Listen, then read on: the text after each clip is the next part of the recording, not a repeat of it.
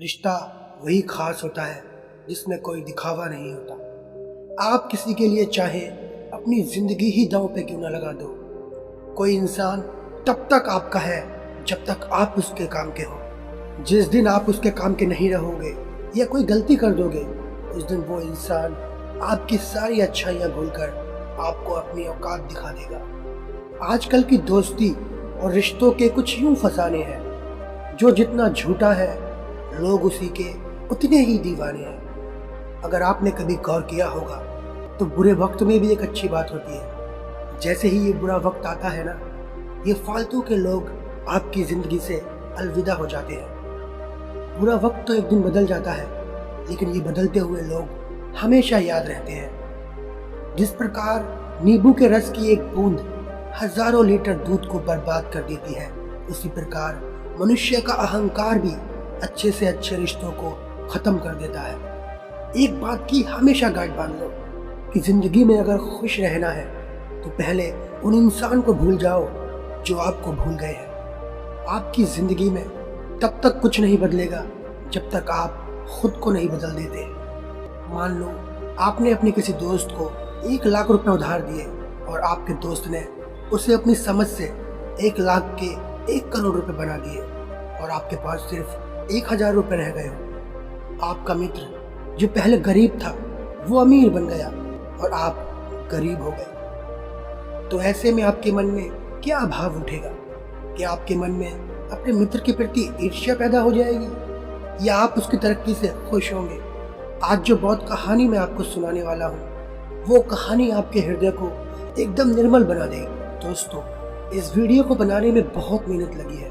अगर आप मेहनत की कदर करना जानते हैं तो इस चैनल को सब्सक्राइब जरूर कर लें। एक बार की बात है, एक आदमी बुद्ध के पास आता है और कहता है, हे बुद्ध, मैं एक व्यापारी हूँ और मेरे मित्र ने मुझे बर्बाद कर दिया है। मेरा सारा व्यापार चौपट हो गया है। मैं आज उसी मित्र की हत्या करने जा रहा था, तभी रास्ते में मुझे आपका आश्रम दिखा और मैं यहाँ आ गया। मैंने सुना है कि आप लोगों की सारी समस्याएं हल कर देते हो। क्या आप मेरी कोई सहायता कर सकते हैं? हे बुद्ध, क्या कोई ऐसा मंत्र है, क्या कोई ऐसा मार्ग है जिससे मैं अपने मित्र से अधिक धनवान बन जाऊं? बुद्ध उस व्यापारी की महत्वाकांक्षाओं को समझ गए।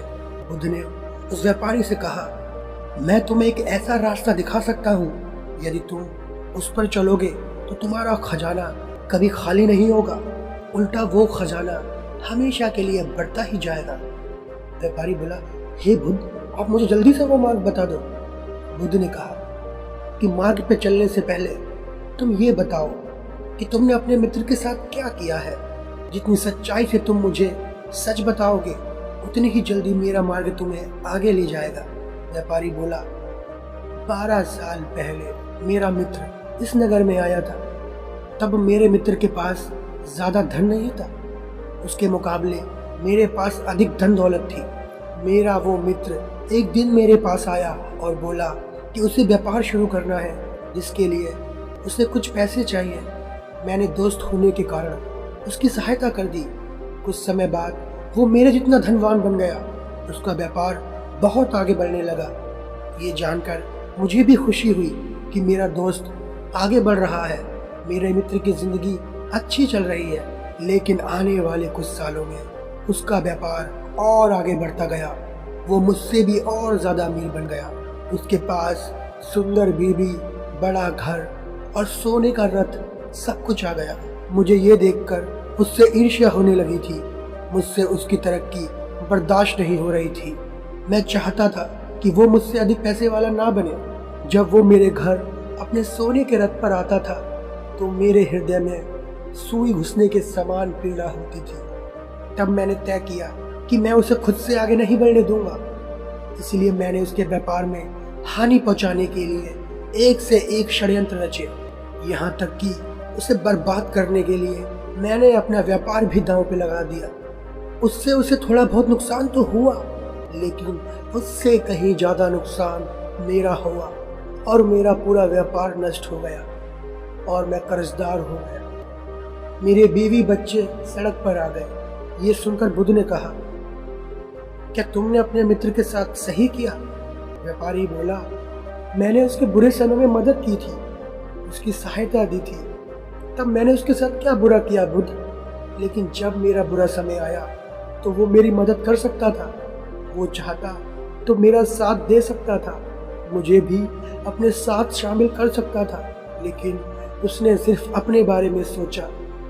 वो भूल गया कि वो मेरे द्वारा दिए गए पैसों से ही आगे बढ़ रहा है। बुद्ध बोले, जब तुम्हारा वो मित्र आगे बढ़ रहा था तब तुमने उन्नति नहीं की। वो आदमी बोला, मेरे व्यापार में भी उन्नति हुई बुद्ध, लेकिन मेरे मित्र जितनी नहीं हुई।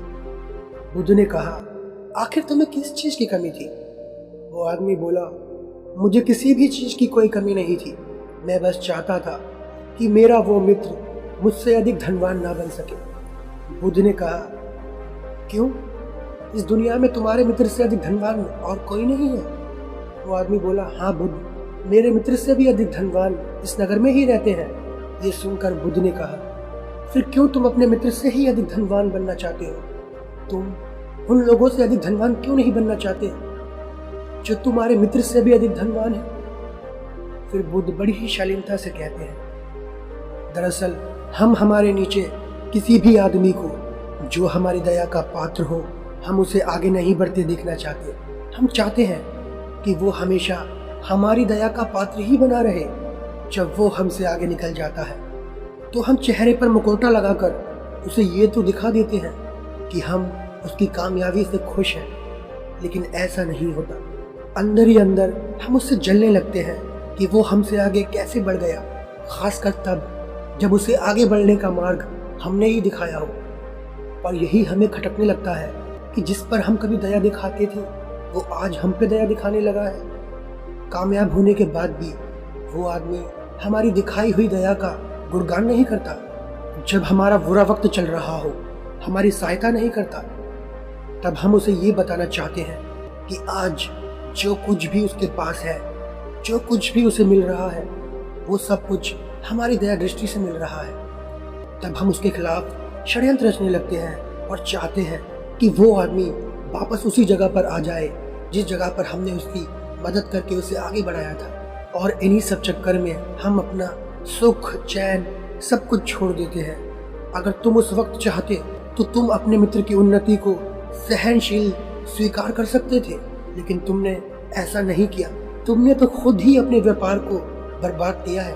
वो आदमी बोला, हे बुद्ध, आप मुझे ये न बताएं कि मैंने क्या सही किया और क्या गलत किया, बल्कि आप मुझे वो मार्ग बताएं जिस पर चलकर मैं अपने मित्र से अधिक आगे बढ़ सकूं, उससे भी ज्यादा धनवान बन सकूं। बुद्ध ने कहा, क्या तुम अपना सब कुछ दांव पर लगाने के लिए तैयार हो? अगर हाँ तो मैं तुम्हें वो रास्ता दिखा सकता हूँ। वो आदमी बोला, हाँ बुद्ध, मैं तैयार हूँ। मेरे पास खोने के लिए अब कुछ नहीं है, लेकिन पाने के लिए ये सारा जहां है। मैं अपना सब कुछ दांव पे लगाने के लिए तैयार हूँ। तो बुद्ध ने कहा कि फिर जैसे मैं कहता हूँ वैसा करो, तब तुम 1 साल के अंदर ही अपने मित्र से अधिक धनवान बन जाओगे और एक ऐसी संपत्ति के मालिक बन जाओगे जो कभी भी खत्म नहीं होगी। तुम सबसे पहले अपने मित्र के पास जाओ और अपना व्यापार शुरू करने के लिए उससे धन मांगो। उस आदमी ने कहा, ये आप क्या कह रहे हैं बुद्ध? मैं अपने मित्र से धन अब कभी नहीं मांग सकता। बुद्ध मुस्कुराए और बोले, अगर तुम्हें वो संपत्ति चाहिए तो तुम्हें ऐसा ही करना होगा। तो जाओ, अपने मित्र से धन लेकर आओ और अपना व्यापार शुरू करो।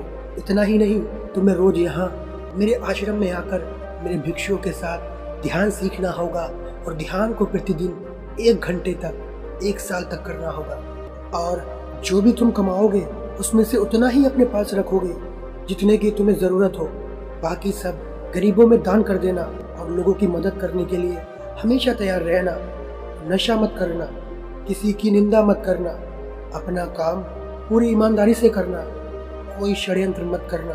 तुम 1 साल तक सिर्फ ऐसा ही करो, तब तुम्हें वो खजाना मिलेगा और वो खजाना कभी खत्म नहीं होगा। उस आदमी ने बुद्ध की बात मान ली और ऐसा ही किया।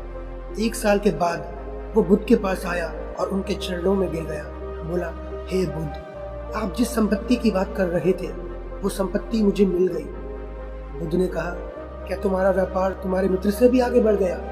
आदमी ने कहा, नहीं बुद्ध, मेरा व्यापार तो बेहद छोटा सा है, लेकिन अब मैं उससे संतुष्ट हूँ। मैं इतना कमा लेता हूँ कि अपने बीवी बच्चों और अपने परिवार को एक अच्छा जीवन दे सकूं, और मैं उसी कमाए धन से दूसरों की मदद भी कर देता हूँ। अब मुझे समझ में आ गया है कि लोग अपना जीवन व्यर्थ में यूं ही गंवा रहे हैं। जो संपत्ति हमारे पास है हम उसे देखते ही नहीं, बल्कि पूरे जीवन कंकड़ पत्थर बटोरने में लगे रहते हैं। जिस बात को पहले मैं नहीं समझ पाता था, अब वो बात समझ गया हूँ कि मुझे मेरे मित्र से ईर्ष्या क्यों हुई थी। क्योंकि हम इंसान अपने सुख से सुखी नहीं होते, बल्कि दूसरों के सुख से दुखी होने लगते हैं। और ऐसा ही मैंने अपने मित्र के साथ किया था, और इन सब का कारण हमारा ये मन होता है। लेकिन अब मैं अपने मन को समझ गया हूँ। अब मुझे हंसी आती है कि मैं छोटी छोटी बातों में कितना उलझा हुआ था। अगर आप मेरे जीवन में नहीं आते बुद्ध, तब मैं समझ ही नहीं पाता कि सारा खेल मन का है। जिसने अपने मन को वश में कर लिया वो दुनिया में कुछ भी पा सकता है। और अपने मन को वश में करने का सिर्फ एक ही मंत्र है, ध्यान। ध्यान की सारी प्रक्रियाएं मनुष्य को अतीत से वर्तमान में लाने के लिए बनी होती है। अक्सर लोग ध्यान करने से पहले सोचते हैं कि उन्हें ध्यान करने से क्या मिलेगा। ये गौर करने वाली बात है। ये जो सवाल उनके मन में उठ रहा है वो भविष्य की चिंताओं का ही एक रूप है। ध्यान तो अभी करना होता है, लेकिन उसका परिणाम उसे भविष्य में मिलता है। अगर एक बार हमारा मन इस ध्यान के आनंद को चख लेता है तो उसे वास्तविक आनंद की अनुभूति हो जाती है, और हमारा मन लोभ, ईर्ष्या, द्वेष, लालच, इन सारी विधाओं से मुक्त हो जाता है।